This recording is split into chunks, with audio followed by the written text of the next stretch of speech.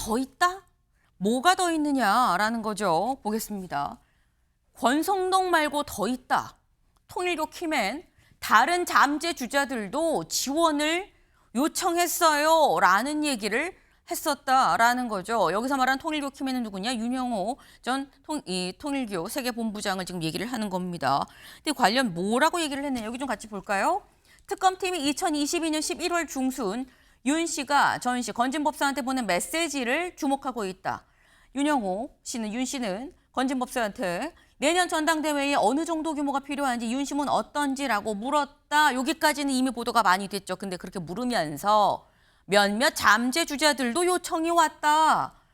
저희와 과거에 연결됐던 주자들이란 취지로 얘기를 했다라는 겁니다. 이 문자가 사실 굉장히 좀 휘발성이 큰 문자가 아닌가라는 생각을 좀 해봅니다. 이게 김수민 의원님, 몇몇 잠재 주자들도 요청이 왔고 과거에 연결됐던 주자들이라고 얘기를 해서 이거 어떻게 해석해야 됩니까? 일단 과거에 연결됐던 이런 표현이 가장 중요할 것 같은데 네. 2022년 11월에 오고 간 메시지라고 하고 있거든요. 네. 그러면은 그때 2022년 대선 끝나고 얼마 안 됐을 때라고 볼 수가 있는 거고 만약에 윤석열 전 대통령 측과 통일교 간의 유착이 대선 때 시작이 된다라고 한다면 아무래도 상식적으로 그 전부터 몇몇 주자들은 뭐 전당적으로는 아니라 할지라도 몇몇 주요 정치인들은 이미 유착 관계나 결탁을 한 것이 아니냐라고 하는 그런 의혹을 충분히 가질 수 있을 것 같습니다. 그리고 이런 전당대회에서도 또 어떤 주자들이 요청이 왔는데 어떻게 하면 좋겠느냐라고 상의까지 한 점, 이런 점들을 감안을 하면은 전당대회 때도 이제 강한 영향력을 끼치려고 이미 준비가 돼 있었다라고 하는 그 점을 좀 충분히 유념을 할 수 있을 것 같고, 국민의힘에서는 통일교 교인이면서 국민의힘 당원인 사람이 10만 명 넘는 거는 이상한 일이 아니다라고 얘기를 하고 있지만, 사실 통일교의 그 설명을 한 게 이제 송원석 원내대표나 이런 분들이거든요. 근데 통일교 교인이 한 500만 명 정도 되는 것처럼, 120만 명 정도 되는 것처럼 표현을 하고, 또 국민의힘 당원은 500만 명 정도 되는 것처럼 표현을 하고 있지만, 사실 따져보면 국민의힘 전당대회 때 참여하는 당원 수는 한 40만 명에서 50만 명, 60만 명 정도 수준입니다. 거기서 통일교 당원 10만 명 이상이 있다라고 했을 때는 굉장히 큰 영향력을 발휘할 수밖에 없다라고 하는 점, 이걸 좀 유념을 해야 될 것 같습니다. 네. 지금 사실 여기서 가장 중요한 부분은 저희와 과거에 연결이 됐던 주자들이라고 얘기한 부분이다. 과거에 뭘로 어떻게 연결이 됐었다는 거냐? 그럼 과거에도 뭔가 국민의힘의 몇몇 주자들이 통일교에 도와주세요라고 얘기를 했었다는 거야 라는 생각을 할 수 있는 거죠. 근데 제가 아까 이게 휘발성이 상당히 큰 내용이다라고 말씀드린 게 김광선 변호사님. 네. 보통 뭐 전당대회든 당내 무슨 선거에 나온 사람들은 굉장히 굵직굵직한 당내 기둥에 해당하는 이런 사람들인데, 이런 사람들이 도와달라고 연락을 했어요라는 취지로 지금 얘기를 하면 특검의 수사가 국민의힘 전방위적으로 좀 굉장히 빠르게 확대될 수 있는 거 아니겠느냐는 생각이 좀 듭니다.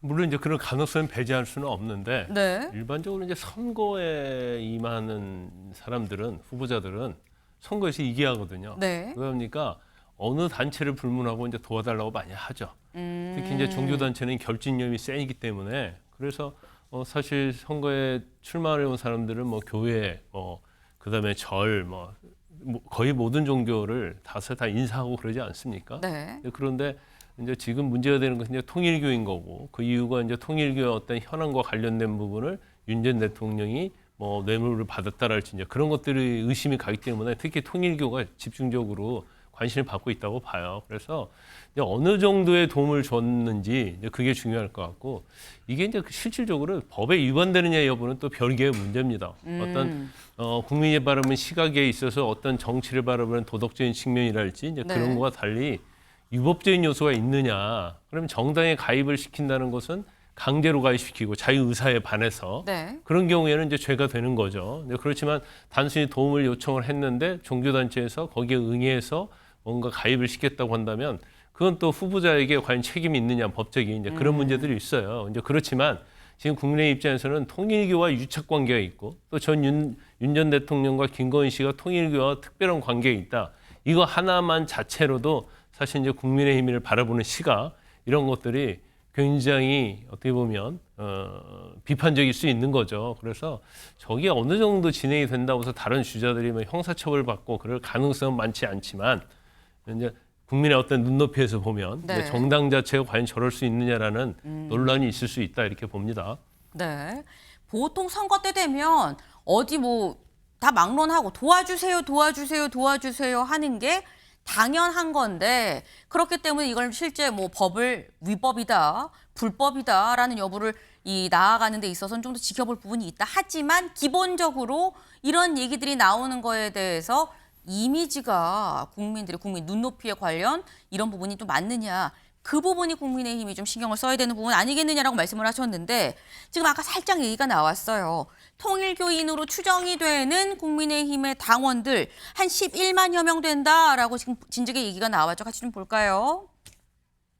어떻게 했느냐. 국민의힘 당원이 총 500만 명입니다. 책임 당원이 이 중에 한 74만이라 그래요. 그리고 통일교인이 한 120만 명 정도 되는데 이 둘을 비교를 해서 같은 이름 뭐 이렇게 해서 취합을 해보니까 교집합이 약 11만 명 정도 되더라라는 겁니다. 그래서 그러면 이 11만 명이 다 해서 온 거야. 일단 전체 당원 명부와 통일교인들 다 지금 전체를 비교한 거기 때문에 11만이 다라고 볼 수는 없겠습니다만 여기에 대해서도 송원석 원내대표가 앞서서 이런 얘기를 했었어요. 잠깐 들어보고 오실까요? 상식적으로 생각해 보면 대한민국 국민이 5천만이고 지난 총선 때 아마 유권자 숫자가 그때 선거인 수가 한 4,500만 가까이 됐을 겁니다. 그중에 우리 당원 명부에 들어와 있는 숫자가 한 500만 가까이 되기 때문에 전체적으로 한 10%는 우리 당원이다 이렇게 보여집니다. 그러면 어떤 명단이든 간에 120만 명단을 가지고 오면 그중에 한 12만 정도는 우리 당원 명부에 들어와 있을 개연성이 통계학적으로 아주 많죠. 그게 정상적인 숫자다. 저는 그렇게 생각을 합니다. 네, 송원석 원내대표 얘기는 이거예요. 우리나라 국민이 한 5천만이라고 보통 얘기를 하는데 그중에 국민의힘 당원이 500만이니까 10명 중에 1명은 국민의힘 당원이라고 볼 수 있는 건데 통일교가 120만이니까 통일교인 10명 중에 1명? 그러니까 120만이니까 뭐 11만, 12만이 국민의힘 당원이라는 게 이게 통계학적 수치로 좀 이상한 게 아니지 않느냐. 이들이 우리가 모두가 시켜서 막 들어오고 이런 게 아니라 그냥 11만 명, 12만 명 일치한다는 거 이건 통계학적으로 전혀 이상하지 않은 건데 왜 이상한 것처럼 비춰지게끔 하는 겁니까? 라는 취지의 얘기예요. 김수민 의원님. 네, 일단 앞서 잠깐 얘기를 들었는데 좀 더 네. 자세하게 말씀을 드리면 지금 묘하게 수치를 부풀리는 그런 수법을 쓰고 있다고 저는 판단을 합니다. 그러니까 국민의힘 당원 500만 명이라고 얘기를 하셨는데 네. 밑에 여기 도표에도 이제 74만 명 책임 당원이라고 나와 있지만 네. 그 500만 명 중에 허수가 상당히 많이 있을 거거든요. 심지어는 본인이 당원인 줄 모르는 분들도 섞여 있을 거라고 보여지고 이게 전당대회 때 보면은 2021년 대통령 후보를 뽑는 전당대회 때 그때 선거인단 보면 당원이 57만 명이 참여를 합니다. 네. 그리고 얼마 전에 전당대회도 하면 35만 명 정도 참여를 하는데 그거를 50만 명도 아니고 500만 명이라고 부풀렸다라고 하는 점 이걸 좀 지적을 할 수밖에 없을 것 같고 그리고 통일교도 명단에 있는 120만 명을 이제 분모로 잡고 계산을 하신 것 같은데 네. 통일교도 이제 실제로 정치적으로 영향력을 발휘할 수 있는 당원의 수로 좀 이렇게 다시 계산을 할 필요가 있거든요. 근데 참고로 조금 오래전 일이긴 한데 2008년에 통일교가 평화통일가정당이라는 당을 만들어서 정치 세력화를 하고 총선에 출마를 한 적이 있었습니다. 전 지역구에 다 후보를 냈는데 그 당시에 비례대표 득표를 한 것이 18만 표 네. 그리고 지역구에서 얻은 표가 다 합쳐서 33만 표거든요. 그렇게 본다면 통일교도의 11만 명 정도가 국민의힘에 가입했다는 거는 상당히 큰 비중이다.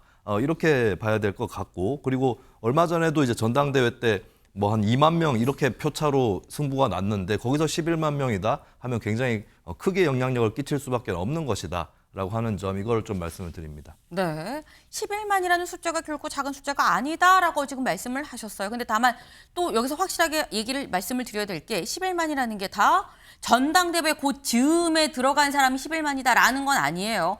전체 명부를 확인을 해봤을 때 이렇다니까 나는 10년 전부터 국민의힘 당원이었어. 난 20년 전부터 계속 무슨 신한국당 때서부터 막 나는 계속 당원이었어라고 하는 분들도 있을 수 있다라는 거죠. 중요한 건 전당대회 시점 즈음에서 갑자기 왁 하고 몰려서 우르르 입당을 한 숫자가 얼마나 되느냐. 그게 사실 중요한 거죠. 그 다음 기사를 좀 같이 볼까요? 네. 청탁 의혹 통일교 한학자 총재 오늘 구속영장 실질 심사입니다. 1시 반에이죠. 근데 요거부터 일단 짚고 가죠. 여길 좀 보겠습니다. 국민의힘 당원 명부 관리업체 압수수색으로 통일교 신도로 추정되는 당원 11만여 명의 명단을 확보한 특검은 이 중에서 만여 명이 한 총재의 지시로 조직적으로 당원으로 가입한 게 아닌지 확인하고 있다. 11만여 명의 교집합을 찾아냈는데 11만여 명 중에서 대략 한 10,000명 정도가 고 전당대회 시즌 비슷해서 우르르 좀 가입을 한 한학자 총재의 지시로 들어간 게 아니겠느냐라고 지금 보고 있다라는 거예요. 그런데 그렇다고 하면 김광선 의원님, 물론 10,000명이 실제 지시로 갔는지 안 갔는지 알 수 없습니다만 이 10,000명의 크기가, 이 규모가 유효한 것이냐라는 거죠. 일단 책임당원이 74만인데 10,000명 정도의 요 규모가 누구를 당선시키고 떨어뜨리고 이런 역할을 실제 할 수 있는 것이냐라는 겁니다. 그 10,000명이 정말 단일 대우를 한다고 한다면 네. 영향을 미칠 수 있겠죠. 왜냐하면 상대편의 표를 1,000표를 뺏어 오면 네. 사실 2,000표가 되는 거거든요. 그쵸. 근데 그러긴 한데 이제 어떻게 보면 저게 이제 숫자의 함정이 있을 수 있어요. 일단 11만 명 언론 보도가 됐지만 지금 한학자 총재의 지시로 한 게 이제 전당대회 지휘하고 10,000명이라는 거 아니에요. 네. 그럼 10,000명이라고 한다면 아마 뭐 국민의힘에서 뭔가 투표 권리를 행사할 수 있는 건 책임당원이잖아요. 그런데 전당대회 바로 만약에 입당을 하게 되면 책임당원이 될 수가 없거든요. 몇 개월 동안 회비도 내야 하고 이제 그런 규정이 있어요. 그러면 이 10,000명이 과연 영향을 미칠 수 있느냐 문제. 그러니까 그중에 책임당원이 얼마나 되느냐 문제고. 그다음에 또 한학자 총재가 물론 이제 종교단체이기 때문에 지시를 하면 상당히 누구를 찍으라 하면 뭐 일사불란에 할 가능성은 크겠죠. 그래서 이제 저런 부분들 또 경우에 따라서는 10,000명이 또 가입했다 하더라도 그냥 또 자의적으로 가입한 사람도 있을 수 있는 거고 또 아무리 총재의 지시를 할지라도 자기는 또 의사가 다른 사람이 있을 수 있겠죠. 그것까지 강요할 수는 없으니까. 그래서 아마 특검이 지금 그때쯤 10,000명 정도 통일교 신자들이 가입했다는 것은 10,000명 정도는 강요에 의해서 가입한 게 아니냐 의사에 반해서. 그리고 저것도 이제 형사처벌을 하려고 염두에 두고 있지 않는가 싶습니다. 네. 10,000명이라는 숫자가 크다면 크고 작다면 작다. 어떻게 하느냐에 따라 다른 거고 충성도가 얼마나 있는 만표냐의 여부에 따라서 좀 다르지 않겠느냐라는 지금 그런 말씀이에요. 일단 오늘 오후 1시 30분에 영장실질심사가 있기 때문에 여기에서 관련해서 아마 재판부에서도 뭘 물어본다던가 하는 내용이 있지 않겠나라는 생각을 하는데 한학자 총재 말고 우리가 사실 요즘에는 이 사람 얘기를 별로 안 했어요. 왜?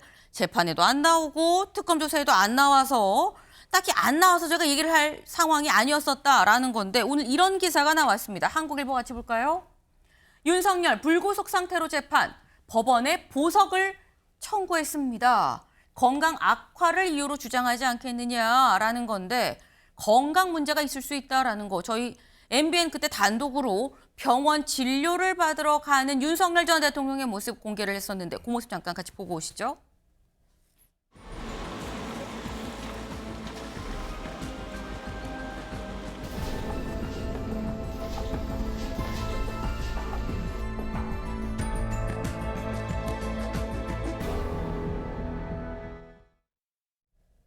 네, 마스크를 하고 휠체어를 타고 병원 진료를 왔었던 외부 병원 진료를 왔었던 윤석열 전 대통령의 모습이었는데 김수민 의원님, 보석 받아들여질까요?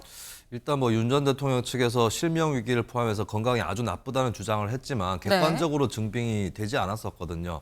건강 상태에 대해서 그 정도의 수준이 계속되었다면은 이건 받아들여지지 않을 공산이 높다라고 첫 번째로 판단을 하고 그리고 두 번째로 이제 보석에 대해서 제외 사유가 있습니다. 보석에서 제외되는 사유가 있는데 예를 들면은 10년 이내에 장기 징역이라든지 이런 것들이 예측이 될 때 네. 이런 경우, 그러니까 굉장히 중한 혐의인 경우는 좀 제외가 되는 측면이 있고 또 증거인멸의 염려가 있을 때 이런 경우도 보석에서 제외가 되거든요. 근데 사법부가 보더라도 이게 유죄가 나올 경우 상당히 높은 그런 형량이 나올 수 있는 그런 범죄이고 또 나아가서 증거인멸 염려 여전히 남아있다. 뭐 관계자에 대한 회유 시도라든지 이런 것들이 네. 거주지를 좁혀서 한다고 해도 연락이나 이런 게 가능할 수도 있기 때문에 그래서 좀 받아들여지기 어렵다라고 저는 판단합니다. 네, 어느 모로 보나 보석 청구가 받아들여지긴 쉽지 않다라고 말씀을 하셨는데 결과가 어떻게 나올지 좀 지켜볼 필요가 있어 보입니다.